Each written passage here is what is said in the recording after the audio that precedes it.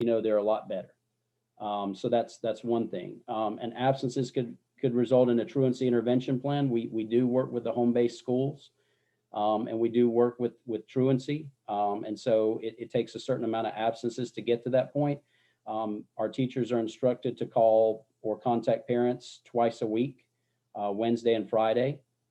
Typically, that means that a student's missed 2 or 3 days in a row, and they're trying to make contact. So if they do it on Wednesday and Friday, they can cover students who have missed a significant amount of time in class. Any medical or parental notes. A lot of times teachers are getting these and they don't know exactly where to send them. And a lot of times we get so many emails during the day.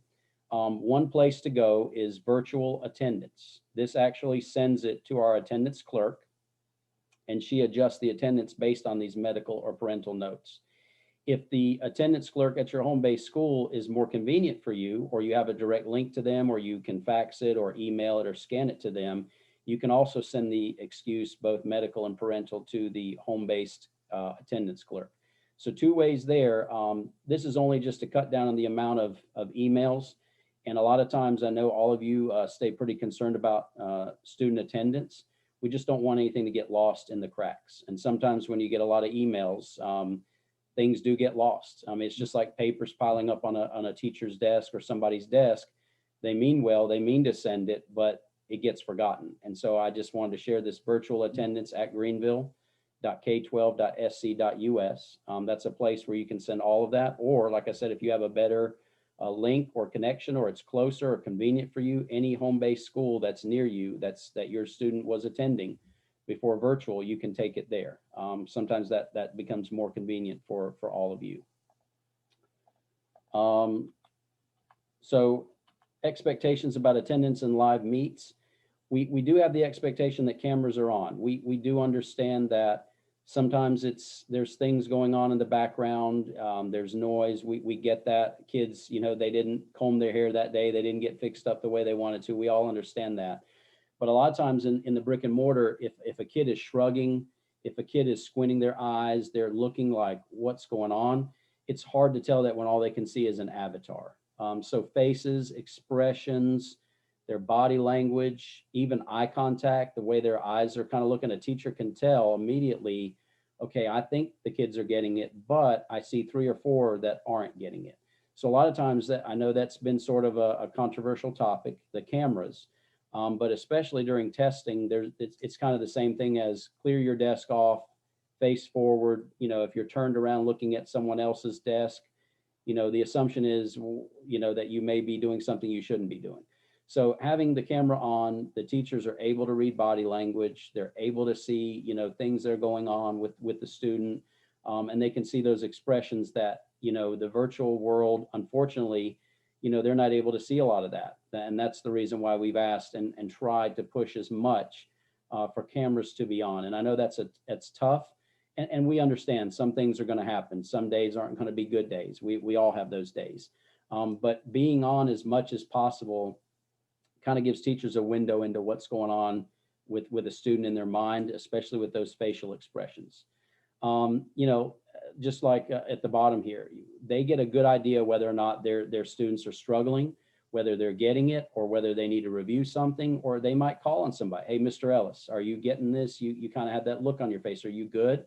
And we know that some kids are really shy and they won't type in the chat. They won't speak up, but being able to engage with them, or maybe even figure out something's wrong, gives us a good look into what a student needs. So teachers, that's their expectation.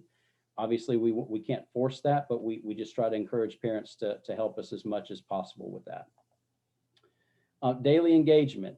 So just like the brick and mortar, there's daily assignments posted, and Ms. Bowles will talk more about that later. She'll give you examples exactly where to look in most cases in Google Classrooms. But we're finding that a lot of students are backlogged. We're finding that a lot of students are struggling. We're finding that they're getting behind. They don't know where to look.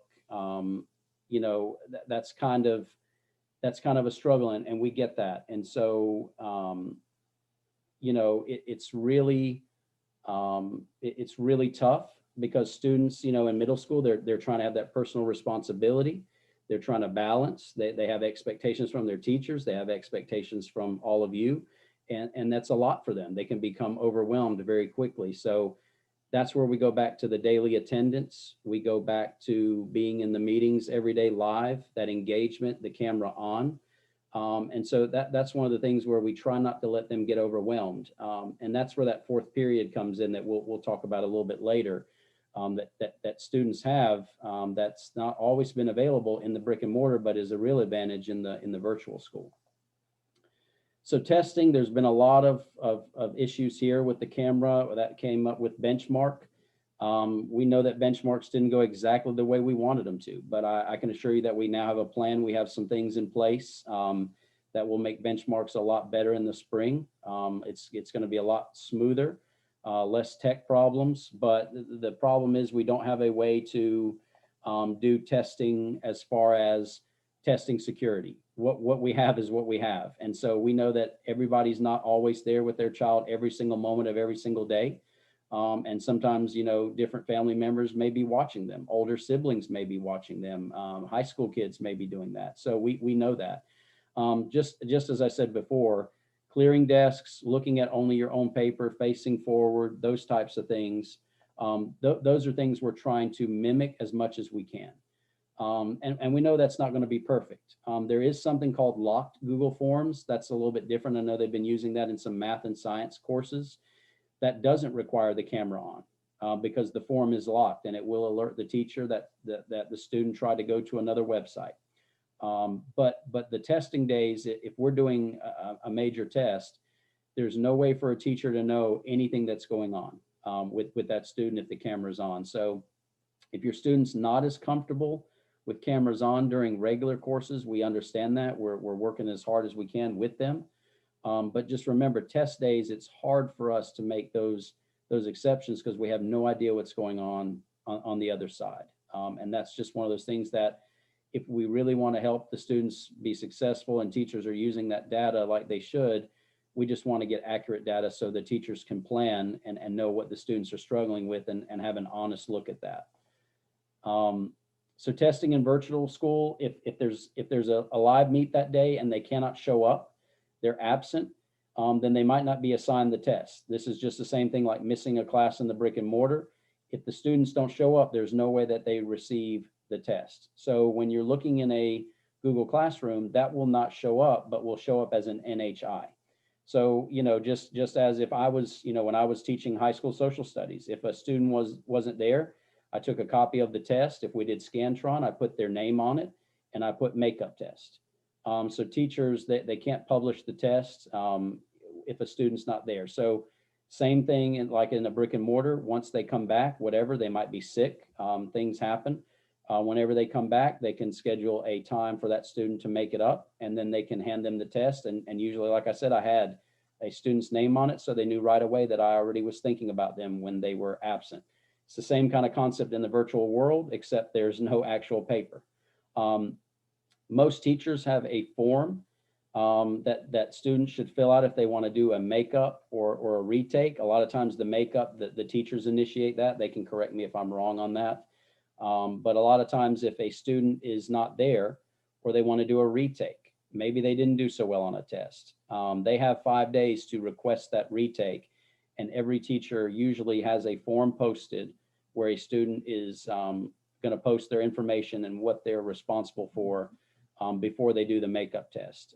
One reason we put that form into place was because there were so many emails from so many different students on so many different days saying, I want to make up this, I want to make up that, I want to be here for this day. And so teachers could not keep up with the sheer amount. So that form prompts the teachers.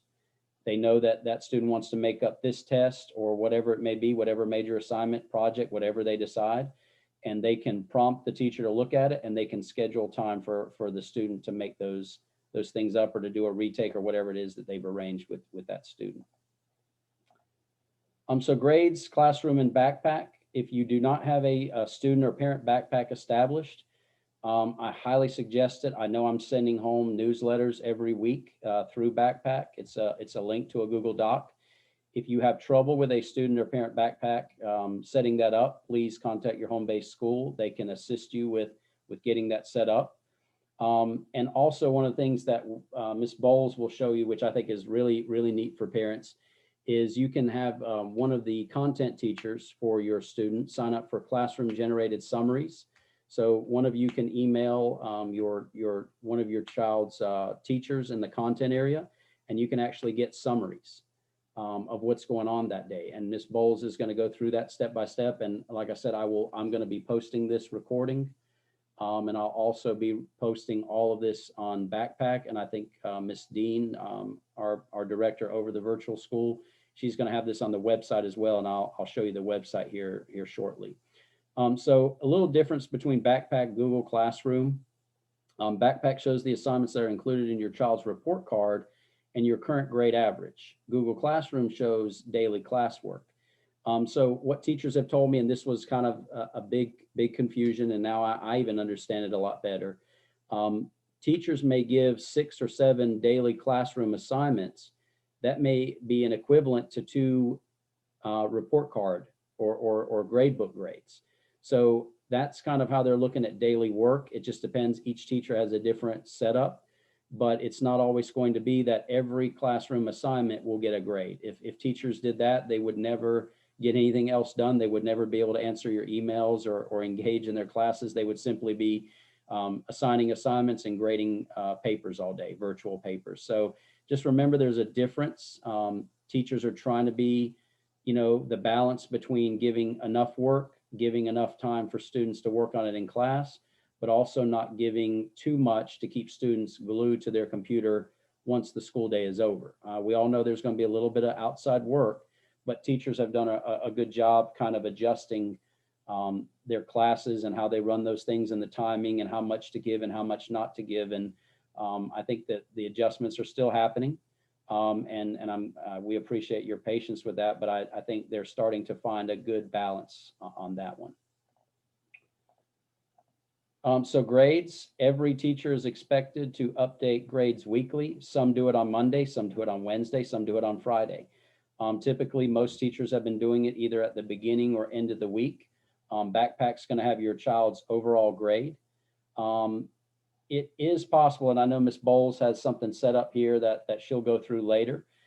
It is possible for a student to click turn in on the assignment that is not completed. So if you go into your student's Google Classroom, as a parent, you will see that that assignment has been turned in. What is difficult for parents to see is the fact that you may not see that it is blank. So just as in the brick and mortar, there's somebody's working, they're working on something and they pass their papers to the front, or the teacher collects them, or they put them in a box or a tray, and they go back and they see Ken Ellis has turned in his work, but it's blank. So just keep in mind that, like if students do this, their classroom won't show any missing assignments, but what you'll see when you check Backpack is that they have NHIs not handed in. So that's a little bit of a discrepancy that's been, kind of difficult to see. So the example on the next page is, so this one is the equivalent of turning in a blank sheet of paper. The majority of students do not do this, but like I said, it does happen. So it shows turned in. You're a parent, you're looking, okay, my son or daughter did their work today, it's turned in. It may indicate that it was done late or done on time, but no work has been attached, okay? Or they may have turned it in blank. It's just they have attached something, but there's nothing in there.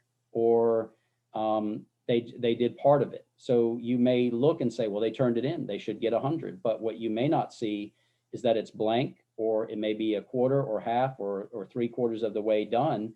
And that's why the grades in the Backpack don't correlate to what you're seeing on the Google Classroom. From what I understand, this is really hard to do by accident. There's several steps. I know Ms. Bowles will kind of take you through that here shortly. And she's got a really good presentation. It's detailed enough, but it's general enough so you kind of understand some of the tricks you can use as a parent to make sure you're keeping up with exactly what your student is doing. One thing that's been asked of me a lot is the schedule. Lots of people were really curious about what a virtual schedule looks like. They weren't sure on some things. On this next slide, here is a pretty accurate variation of a 7th grade or middle school schedule. One thing that I want to say is if you transferred from a brick and mortar, or if you've transferred from outside of Greenville County, you may not have a related arts, simply because our related arts classes are overflowing to capacity. Some have 75 to 80 kids. It's not a, we've looked at a lot of those and gotten those cut down, but there's simply not enough staff to offer those related arts to every single person that comes into the virtual program. One thing I will point out that a lot of people have asked me, there's a fourth period that says Ken Ellis, and we know that you're the admin and there's supposed to be a class there, but my son or daughter says this is a free class. It is free time, in a sense, but it's free time for them to contact any teacher to set up appointments for retakes, makeup tests. It's time for extra help. It's time for teachers to meet with students who are struggling. It's time for, hey, I need to set up a conference. I need to set up a conference with the teachers. And then again, that time period from 3:15 to 3:45, that's another time period where teachers are available for extra help, retakes, other enrichment opportunities. But a lot of times you'll see that open period and it says advisor. Kids need to get away from the computer, and we all agree with that staring at a monitor all day is not healthy. But this is a very good opportunity for students to have a chance to talk to teachers one-on-one, small group, anything that a student may need that they might be too shy to ask in class. They don't want to feel embarrassed. They don't want to put it in the chat. They don't want to turn their camera on. They want to turn it on just, with a smaller group, and they feel more comfortable with that. And so that's kind of, that's kind of the thing there. Now, as far as there's some other variations to the schedule as far as fourth period. There's some other classes that take place during this time. We have special ed courses that take place at this time. We have ESOL courses that take place at this time. And there's a few other things, ed support, some other types of classes that do take place at this time.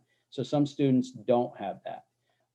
So for those students, again, we want to make sure they had a chance, but we have those teacher office hours at the end, but we also know that teachers do get planning, and we want teachers to have that time to plan and to prep and do grades and correspond with all of you through email, phone calls, conferences, all that stuff. But I know a lot of teachers are willing, if they can have enough time to look ahead, they are willing to meet with you during those times. Now that, I tell a lot of parents, I'll send it to the team lead. They will get you straightened out. But at the same time, it may take a few days just because they're trying to get everybody scheduled and make sure that everybody can meet those times. So just be patient with us. I know teachers will get that done for you and set up those times and make sure they can be there to support you and your students. So schedule suggestions. Some people have been asking me, I don't, it varies. Every student is different. Every structure is different.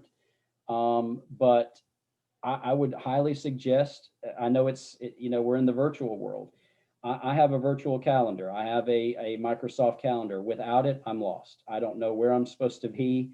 I don't know what meeting I'm supposed to pop in, what PLC for teachers, what parent conference, lots of different other responsibilities. So having an agenda, maybe a large calendar, a calendar that has like a race, dry erase calendar, a big paper calendar, something that kids can have that's tangible in front of them, that may help them, set that up. Hey, I looked at the digital stuff, but they can look at it all in front of them, and you have that as well, based on some of the assignments that are out there. So a daily or weekly calendar, or even maybe like a huge monthly one, just to write in, just to have important things so that a student has that in front of them, and you have that, and you can kind of watch over that. Hey, you're supposed to be doing this today, or you have this other thing to do. One thing that people have asked, the schedule is the biggest thing that kids were still getting a little confused on. Having that schedule right next to them, the calendar, the schedule, I forgot. And sometimes I'll have to look myself and say, what time does third period start? Do I have time to go in and talk to some of the kids, observe a teacher? I'll be honest, I have to look. And I've been here since September, and I still have to look and make sure, am I going into their third period, their fourth? Is this enrichment time? Is it lunch? So I try to be cognizant, and I'm all over the place. But even I have to look, and I'm pretty organized, and I can't imagine it does get overwhelming for a seventh grader. Um, Something that we've noticed a lot that's happening, and I know I've talked with many of you about this, are unauthorized Google Meets. If you ever get an invite or you see that your child has gotten an invite, you should instruct them to never accept. We track down as many of these invites as we possibly can. Sometimes it's literally impossible. We're battling with also brick and mortar. When they go to e-learning on part of the week, their meets can be hacked as well. And so we are aware of it. We've got precautions and some things in place to stop that. And we've cut that down a whole lot. If they ever get an invite, if you ever see something that's not going well with an invite like that, or you see something suspicious, just report it to the teacher. They will bring it to me, or they can report it to our ETS people. And like I told several parents and teachers, we can see everything that a student clicks all day, every day from their computer. So we can see and we're tracking down lots of these daily. Participating in one of these or creating one of these, no student can create a Google Meet, but they can take Google Meets from all over the place, and they can hijack those temporarily, and they can create and become the administrator simply for a few days or hours and have those Google Meets running. So we're tracking those down. I'll tell you this, I go into them every so often, and I'll just pop in and I'll say, hey, everybody, what kind of meet is this? And typically, I'll be honest with you, 99% of the meets I go into, they're literally talking about how much they miss each other. They don't get to see each other anymore. This is the only way they get to talk. It's fairly innocent, but we don't, that 0.1%, that 1% of those meets, they could lose their privileges being in one of these meets or hijacking and hosting one of these. We don't, an extended amount of time, it just depends. Students, oftentimes, I kind of use the analogy of a party. You have a few friends over, and then a few friends turn into 20, and 20 turns into 60. And before you know it, one of your students is hosting a meet where lots of inappropriate things are happening. Well, of course, the child who's hosting the meet is going to be responsible for that meet, and the other kids will be held accountable too. But it's very difficult, and I can't imagine for a seventh grader to be overwhelmed thinking, who are all these people? I mean, and the problem with that as well is that it's really tough, because you get into a really no-win situation, and one of your students innocently is trying to have friends to talk to, and they can't do that because someone else comes in and they take over the meet, and before you know it, it's utter chaos for that student. I saw somebody in the chat put about a homeroom during fourth period, a couple of things. I know that guidance at the home-based schools are offering lunch periods, and they are setting up their own Google Classrooms. That's an ongoing thing. When I met with the students and the Student Advisory Council, they discussed having time to talk to their friends. Guidance is going to actually meet with them next time we meet, and they're going to share with students that they are working on their Google Classrooms. And if you contact a home-based school, they can set up meets with brick and mortar students. They can do lunch and chat. They're doing lots of those across the district. So that's one. There's just several things that are going on that we're getting up and running. It just took us some time. And so lots of those opportunities are there, and lots of those opportunities are coming. And I know the guidance counselors at each school are working hard on that, but those are available upon request. So if you ever feel like your child is just kind of suffering in that social emotional piece, and they just need to talk to some friends. I mean, it could be brick and mortar, it could be virtual. Just have them reach out or reach out to the guidance counselor at your home-based school, and they can actually set up those meets, and kids can just sit there and eat lunch. But the good thing about those are they're monitored by an adult. And so that, if your kid really needs that and you think that's a good idea, then it's always good to make sure that that's supervised by an adult. So just some ideas of suggestions and some things that may be coming in the future that I think will be helpful and give students some outlets, especially for those types of things. Real quick, if my screen doesn't match right away, I'll get it back up to share. I did this earlier and it worked. I want to share with you the virtual K-8 virtual program website. There's tons of helpful info for you. There's tons of info for parents, students, teacher websites, contact information. All the pictures are up. All of our websites are up and running for 7th grade and special ed. There's a lot of technology things. There's a handbook that's good for you to have to see all the policies or procedures. And then there's just other important information. So I'm going to click on this link. I hope it works. If not, I will reshare my screen and we'll get you to the website here. So let me, I'm just going to look to one of my teachers. Ms. Bowles is giving me a thumbs up. We can see the website. So here's our virtual school website. I'm just going to scroll down. You can see it's got an upcoming events, kind of gives you just like you'd see in a brick and mortar school. You can see one of the first videos that pops up to check if your student has completed their assignments. We're also showcasing 7th grade students, 8th grade, K through 8, everybody is being showcased here when things arise. Just there's announcements here, both in English and Spanish. There's a program overview, and there's a little parent's guide to Google Classroom. Just clicking on this real quick, I'm just going to run through a couple of these. It opens up a video. Okay, so that's kind of another resource for parents to see what's going on with their Google Classroom. I'll go up and I'll show you that if you go to staff, since all of you are 7th grade parents, all of our staff is here. So any teacher that one of your students has, their website's up and running. There are pictures here. You can visit one of their websites. I'll pick on one of the teachers here, visit their site, and you can get a lot of things here, a lot of help from each of those teachers. All of them will look a little different, but general information is available here, and you can kind of see at the top different things that Ms. Hosak has for parents and for students. And so I'll go back, show you all those. Again, scrolling, everybody's got their website and picture for every subject. And then I'll show you real quick SPED, special ed. Again, this is all of special ed, but all 7th grade and middle school special ed teachers have a website and their picture up and running for you. So if you're in 6th, 7th, or 8th grade and you have a special ed class, all of these teachers and their websites are up and running. So we're still cleaning up some of this website. Real quick, parents, there's a parents homepage. You can see attendance expectations and important resources on the right-hand side. You can also see where I talked about the medical excuses, that virtual attendance at greenville.k12.sc.us.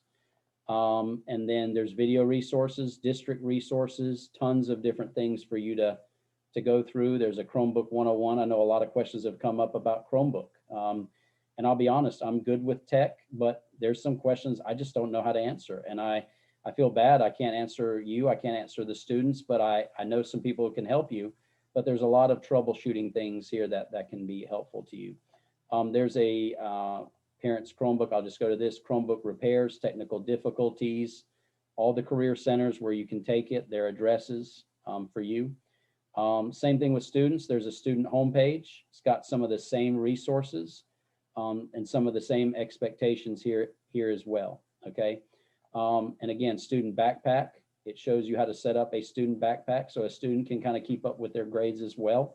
We know in 7th grade middle school, it's that time where, you know, parents start to release some of that responsibility, that they're getting close to the high school age and they want their students. I understand all of you want them to start taking some ownership and be proactive and contact teachers and kind of keep up with themselves little by little. And we know that'll take some time, and that's why we're here to help them as much as possible.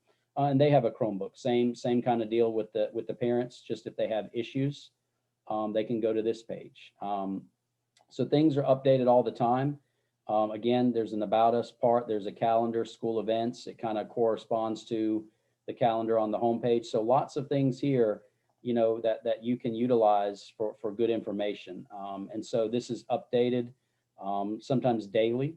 And all the middle school and elementary admin work together with Miss Dean, who's over all of us, and she gets things up there pretty quick. Our webmaster is pretty quick on the getting all this done for us. So we appreciate that, and we try to do our best to keep you as up to date and informed as we possibly can. So I'm gonna thank you, Mr. Forbes, for throwing that link in the into the chat. I'm going to go back to the presentation. I'm going to look to Miss Bowles to see if the presentation comes back up. She's giving me a thumbs up. So just keep in mind, like I said, I link this website to the newsletter every week. It's there, and I'm going to link this presentation to all of you this week as well, including Miss Bowles' presentation. And I'll also have this, Miss Dean assured me she's going to put this up on our website as well. So there'll be several places you can access all of this. So understanding a Google Classroom, if you just bear with us, Ms. Hosak actually had not an emergency, but something came up last minute she did not expect, but she worked with Ms. Bowles to work on this presentation. We are now co-hosting, so I'm gonna have to stop sharing my screen for a moment, and then I'm gonna turn it over to Ms. Bowles, and she's gonna kind of walk you through some of those things we talked about. And as I'm kind of scrolling through the chat now that I'm looking, I see a lot of stuff about Google Classroom and a lot of different questions coming up. So I hope Ms. Bowles will be able to help you with that. So I'm going to stop sharing. Ms. Bowles, I'm going to allow you to share your screen. Thank you so much. First, before I get started, while everything's getting pulled up, can somebody give me a thumb? Let me know if you can see my screen.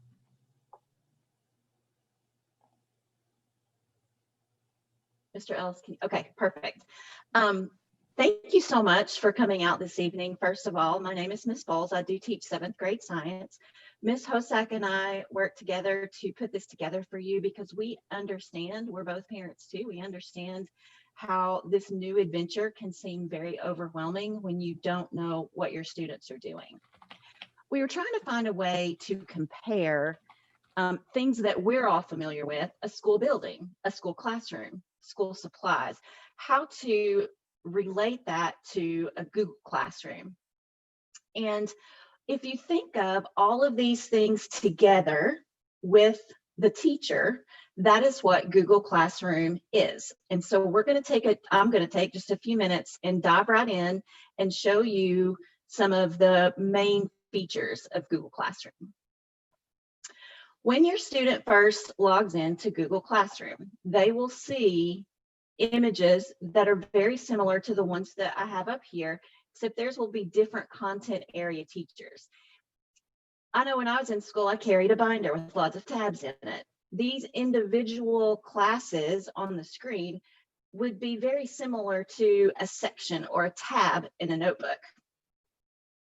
And this is where they start every day. I will say that students get better response and better connectivity if they will access Google Classroom through their student backpack. If they try to access it through a link, it is not always going to work well. They're going to have connectivity issues with the Meet. So we have tried to really instill in them the importance of logging into their student backpack as the very first thing that they do. So now that you've seen kind of the main staging area, we're going to go inside and look at an individual teacher's class. Ms. Hosak graciously allowed me to use her banner. When you go into individual teachers' classes, they all have a banner that looks very similar to the one here. The Meet link for that particular class is always listed in the banner underneath the title. There could be lots of other things on here, but this is the student's main link, and this gives you the title. On the student page, there's 3 main areas. You have the stream, you have classwork, and then you have people. We're going to take a closer look at what all of those things contain. Now, if everything works correctly, you hopefully are looking at a Google Classroom that Ms. Hosak made for me, strictly for us tonight, so that I could show you a day in the life of what it would look like in a student Google Classroom. Again, it's just as I said before, you have your 3 tabs here. You see the banner again.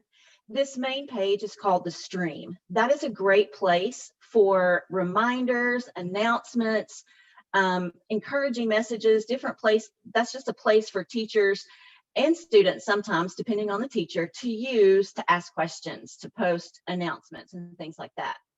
On the stream, your most important as a parent is this upcoming box. every day you should see assignments that are due that day. It could be an attention daily warm-up. It could be a variety of things. But if you want a quick glance at what your child should be doing, this upcoming box on the left-hand side is a great place to start.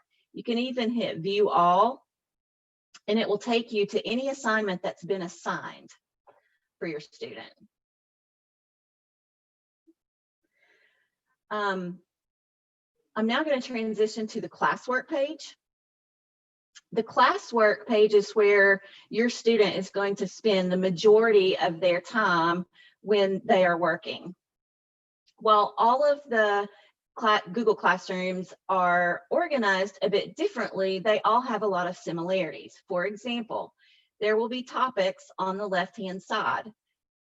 Depending on your teacher, the topics could be arranged by subject, they could be arranged by week, or it could be a combination. You can see on this particular Google Classroom page, she has a section for this week, a section just for videos, and then a week 9, I think that's my daily warm-up, my attendance starter that I'm going to work on. I also want to show you, in addition to the topics, at the very top of your screen, you have a view your work, another Meet link, and a Google Calendar. Anytime an assignment is assigned in Google Calendar, you can click on that and see the assignments and different things in their due dates, which is very, very, very helpful, particularly if you're having trouble keeping up with things. So let's take a look at what we have to do this week. Most teachers have a daily warm-up or an attendance starter, and that's where we're going to start with our Google Classroom today. So I go in here and it shows you a preview, but to really see the assignment, the student clicks view assignment. And you can see there's a place for forms, documents, slides, assignments. And then on the right-hand side, there's a place for your work or mark as done. These two things cannot talk to each other. So if a student does not fill out this particular form, they can still mark that assignment as complete. Now, it'll remind them that they didn't attach any work. They're not always going to attach work, particularly if it's taking them to another document. But they do have the option of marking it as done without even attempting the work. How do you go about that as a parent? How do you work around that? Show me your work is your best answer. And they're going to say, well, it was a Google form, I can't go back. You're right, they can't go back and do it, but they can go back and show where it will not let them back in because they've already completed it. Generally speaking, most Google Forms, well, I won't say most because that's not really a fair assessment, but a lot of times Google Forms are locked for one try. But show me your work is your best way to find out what's going on. Another kind of assignment that or a different kind of assignment, I should say, in Google Classroom. And you can see I turned that assignment in. It says turned in. I didn't do it, but I turned it in. Another assignment that you might see from your child could be like Mathia. I know that the math department is really pushing students to spend some time on Mathia. It's great for practice and a lot of other just basic skill kind of acquisition things. So in this assignment, the directions are given and you can see it's assigned, and then they have to click to access anything outside of this box. In this kind of assignment, because they're going to a different workspace, this is one of those assignments that the line is very gray on whether it's been completed because they go somewhere else. And many times, you know, I've seen that students will actually do it and still forget to mark it done because there isn't anything that they have to actually turn in. Again, you can see it's marked as done.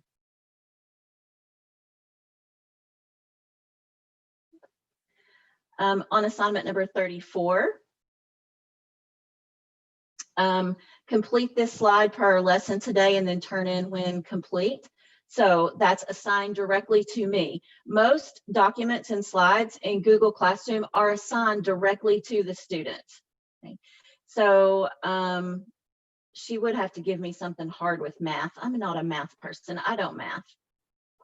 So I'm just going to go in and put all are red. Okay.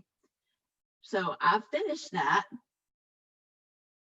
If I want to turn that in, all I have to do is to go back to the assignment. Well, I got to go back to Google Classroom and view the assignment and then turn it in. Once I turn it in, it shows me exactly what I have turned in. And this is an exit ticket. And those are just quick ways for teachers to identify which students are understanding information and when they are not. So I'll turn that in. But my work is directly attached to this particular assignment. So just to give you a visual of how students navigate and move through Google Classroom, those are 3 assignment examples that students use daily. We go back to this main page. Another aspect of Google Classroom that I would like for you to know exists is a tab called View Your Work. Now, you can see that it shows you where you're at in the process. This assignment is completely missing. That means it has not been attempted since the teacher assigned it.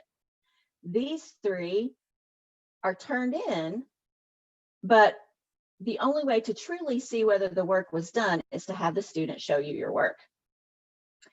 If you get an assignment back that says 1 out of 1 or 100 out of 100, that means that that's been graded by the teacher and sent back to them. Over on the left-hand side of this page, you have an assigned section, a returned, and a missing. It's important to know that just as in a student notebook, in Google Classroom, not everything is always turned in. We offer small chunks of daily information to lead up to an assignment that we can grade for accuracy. So they ask very frequently, do we have to do this? And my answer is generally, no, you don't have to, but you're not going to be prepared. So coming to the Google Meets and participating in the assignments and completing the assignments all help you work towards learning acquisition. And that's one of the hardest things to communicate as a teacher to parents and for kids to wrap their brains around as 7th graders that, oh, well, if she's not grading it, I'm not going to do it. In a brick and mortar situation, you might be able to get away with that for a little bit because you're going to be hearing things in and out because you're in that classroom every day.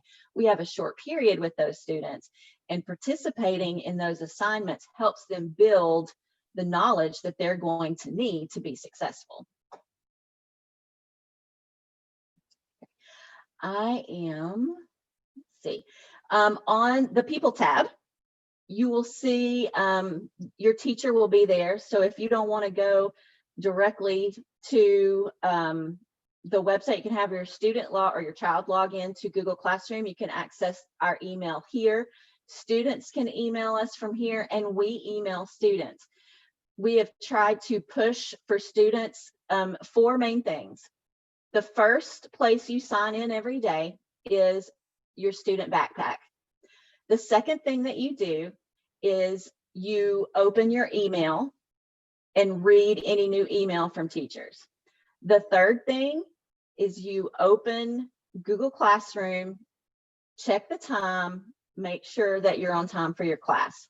The fourth is to have some way, whether it's Google Calendar, which we've encouraged a lot of the students to use, to keep up with your assignments so that you can see visually what comes next.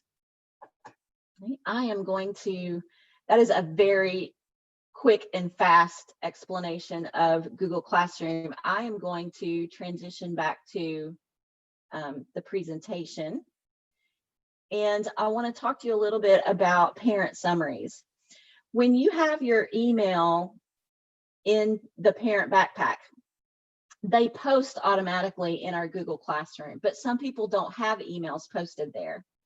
Parent summaries give you an idea of what your child is and is not doing in Google Classroom. Whenever we return work, if they don't turn something in, you get that kind of information, missing work, upcoming work, any announcements about assignments that we post. If you want to receive a parent summary, you need to email your child's teacher and just request that you be put on, give them the exact email that you want to use.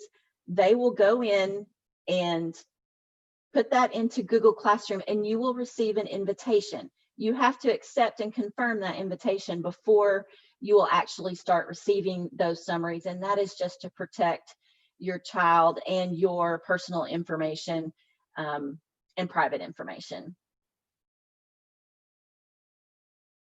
Okay. I have included also some other videos about Google Classroom that goes into a little more in depth than what I had the opportunity to do tonight. There are two here that I took straight from the county's website. The K-8 virtual program that the website that Mr. Ellis showed you is also here. And from the bottom of our hearts, we really appreciate you coming out tonight and continuously supporting us. We know that this is definitely a journey and we're all in this together and we're learning great things and kids are learning great things. And we're just really, really excited and happy to be your student's teacher. I am going to stop sharing my screen. Mr. Ellis, I'm going to turn it back over to you.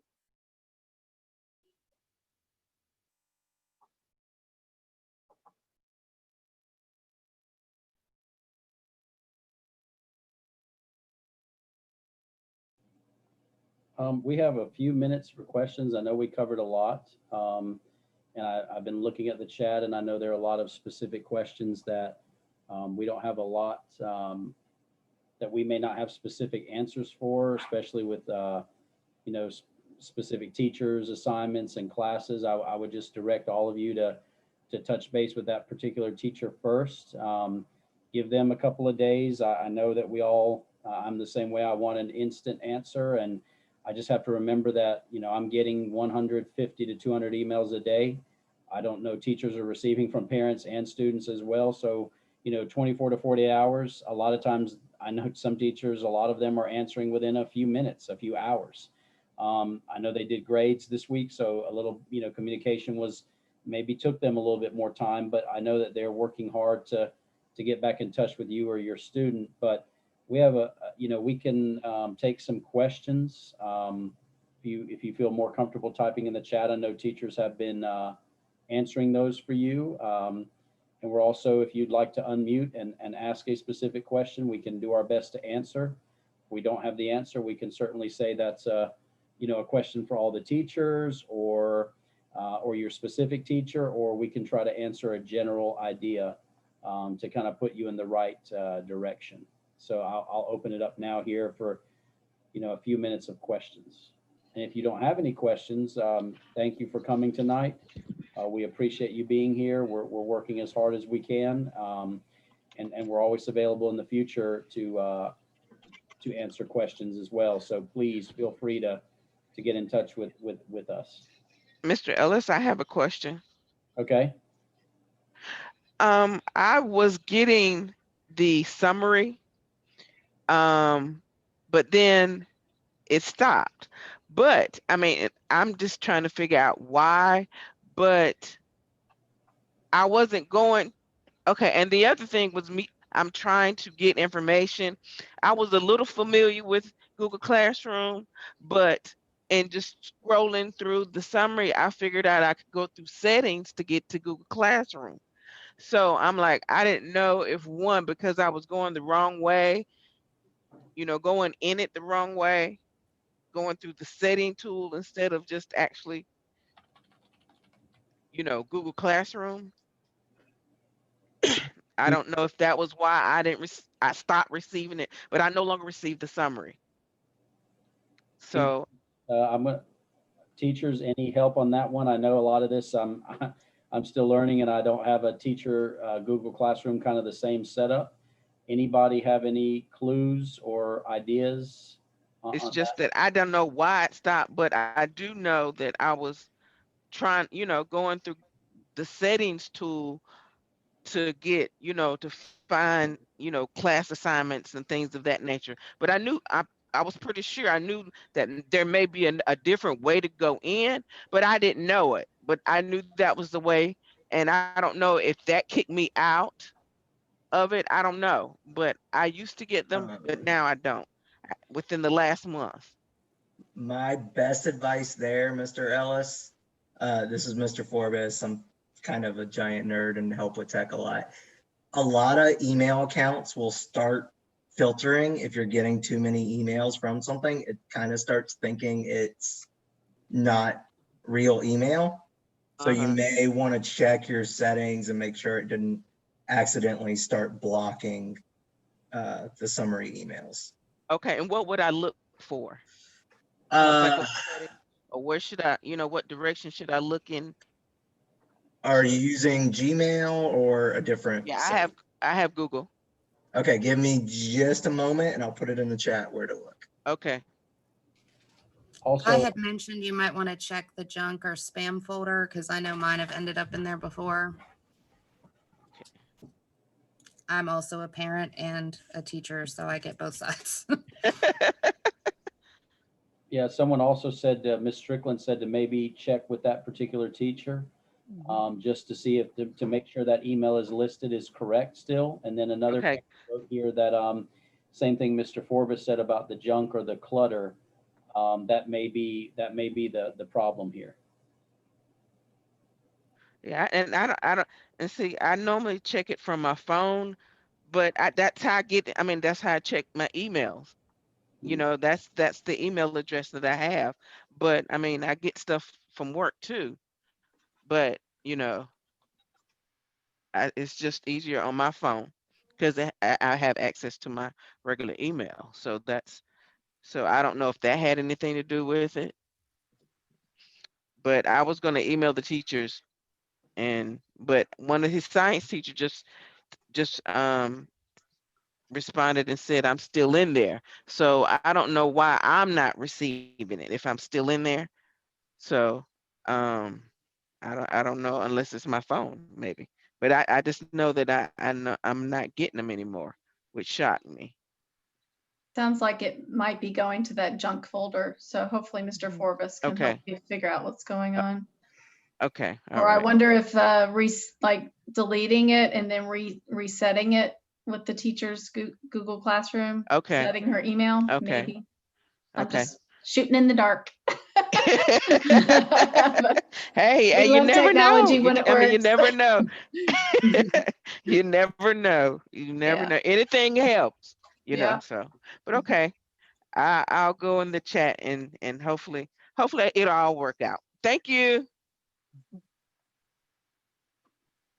Any other questions? I know the chat's pretty active. I do. I was going to show you, I was trying to figure out, talking about the Google Classroom app on my phone. It comes up like, I know it's backwards, but it comes up old, almost like Jillian's, like I'm the teacher. I don't know how to explain that. But I can't put both of my kids under it. I just don't understand how. And on my backpack, it literally just comes up as backpack. There's no Google Classroom attached to backpack. Like I can't. Nothing's coming up Okay, on the so left side or the whatever. Google Classroom app should let you add multiple Google accounts because I have my work one, my personal one, a couple of others like my wife's, all in my Google Classroom app on an iPhone. I can't make any promises about Android. Maybe that's it. That might be it. But when I go to backpack, I don't know if y'all can see that. You probably can't. There's nowhere to click left for Google Classroom up top. I mean, that's all I got. So I don't know. But it may be Android. That might be it. I'll have to check that out. We'll The see if that's parent, it. The parent view also looks much different than, well, not much different, but it is a different look than the student view. And what I was showing you in my presentation was the student view. Right. Yeah. And I have been having to go on theirs and sit there and look at it.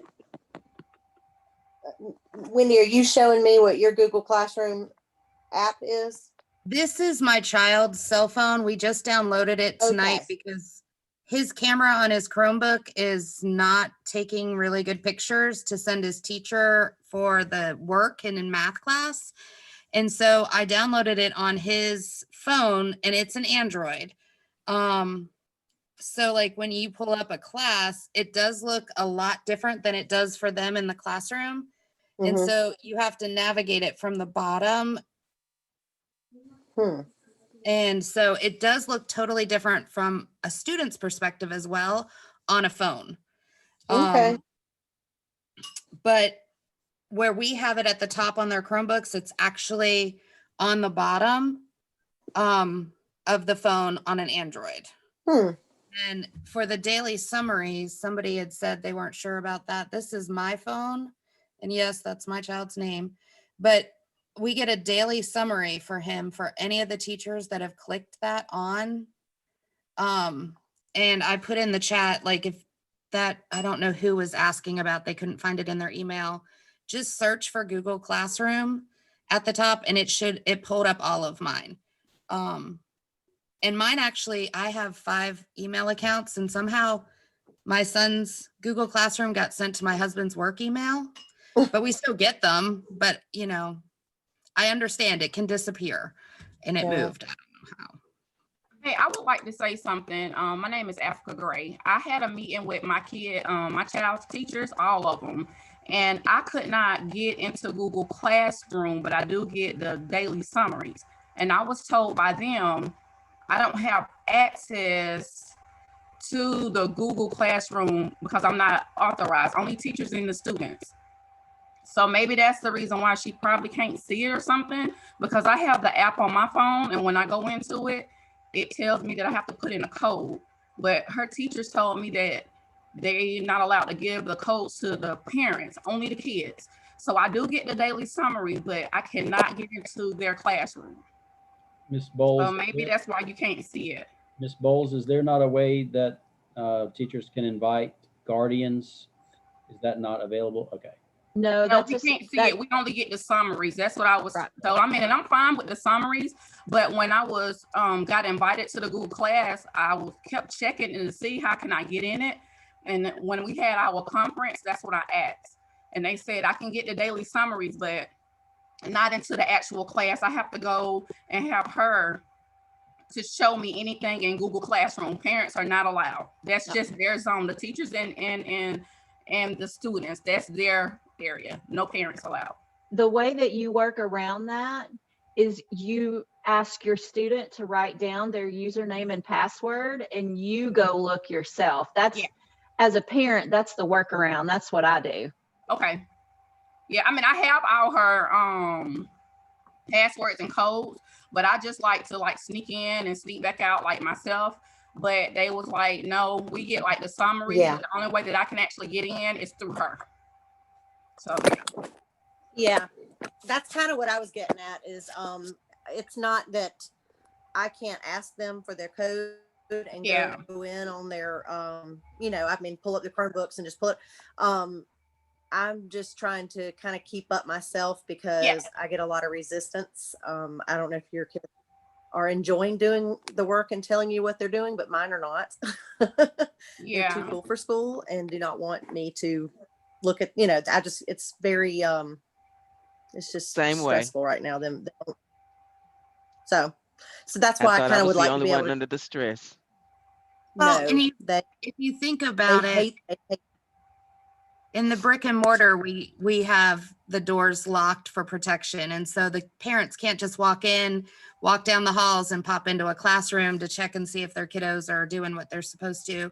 It's just for the protection of the children, making sure that, you know, people aren't going in and posting things, saying things. And so that's why it's like, literally, it's like our brick and mortar classrooms. We shut the door, we're making sure that we're doing what we're supposed to do. The kids are doing what they're supposed to do for the safety of our children. And, you know, we send out the reports and the reviews or the parent summary things. But, you know, just like you can go in your kid's backpack at night and go through their agenda if they were in brick and mortar and see what they're doing, you can do the workaround like Ms. Boyle said. But that's why we don't have it open to the parents, because we got to keep, you know, protect our kiddos. So thank you for bringing that up, Miss Africa. And we got a couple more minutes. We can do questions. I don't want to cut it off. I like the discussion. I want you to have a chance. But I also know that it is after 8. And I don't want to take too much of your time or the teachers. And like I said, if you do have something that comes up, I know Africa has met with the team, Mr. Means, you know, he's gotten that set up for her, and I was in there for a little bit. And then, you know, I think they forgot I was there. They got into a discussion, and I said, you know what, I don't need to be here. They're just, you know, Miss Gray and the rest of them, they're doing fine. So you know, I'll attend conferences. I'm in and out most of the day. I'm in and out of rooms most of the day. I'm corresponding with a lot of you most of the day. And I usually answer. I don't want to say this out loud, but I'll say it here. I know this is getting recorded and posted. I usually can answer within a few hours. If any of you have emailed me, it's probably been quicker, but there are times where it's longer than that. And a lot of times I want to try to get the information for you or do a little investigation before I just call and say, hey, what's going on? I want to have something to tell you. And sometimes that takes longer on some days, and some questions I'm like, gosh, I may have to do a little digging for this one, but I promise I'll try to get an answer to the question. Any other questions for the teachers, me, anything that you need answered? I don't have a question. Wait, I do have a lot of questions, but I just wanted to thank you guys. I really feel like y'all get the short end of the deal, and y'all, everyone that I have emailed, all the teachers have sent me very detailed information back quickly, just about everybody. And I have a 6th and 7th grader. And I know we're struggling, but you are helpful. It is helpful. And I just want y'all, I don't know, I feel like y'all don't get any praise, and I know y'all are working really hard. So I just wanted to tell you that. Thank you. Thank you guys. Anybody else? Like I said, I will post Ms. Bowles' presentation, my presentation. I'm going to post the recording. All of that will be in the newsletter this week. I may send out a little quick email to some parents who have emailed me and said they couldn't make it. They've had some things come up. So I'll get that out as soon as I can. But worst case scenario, it will all be in the parent newsletter that I send out usually Sunday night, Monday morning. It'll all be there. Mr. Ellis, I have one last question. Sure. Will the information in the chat, like, you know, the information that the IT dude had put in the chat, will a lot of the information in the chat be recorded, or is Yes. there a way to, you know? I have the chat saved, and Okay. I will produce that chat. I don't know how that will look yet. Just text. Because But I will have that chat posted. Probably, I may post it in the parent newsletter. It may just go down a few pages, but I'll just save it and I'll copy and paste that. So that will be available to you. thank you so much. Any other questions? I'm going to save the chat here momentarily.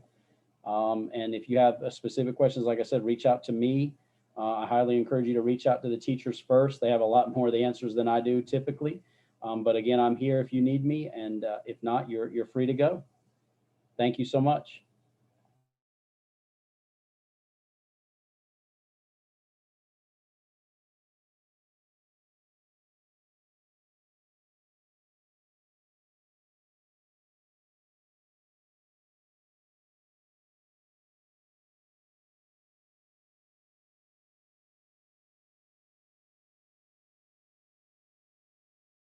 I'm not going to keep you guys on. it was awesome. That's all I'm going to say. You guys did a great job. And we'll talk more about this in the team leads meeting because I know everybody's tired. So thank you and have a good night. Okay.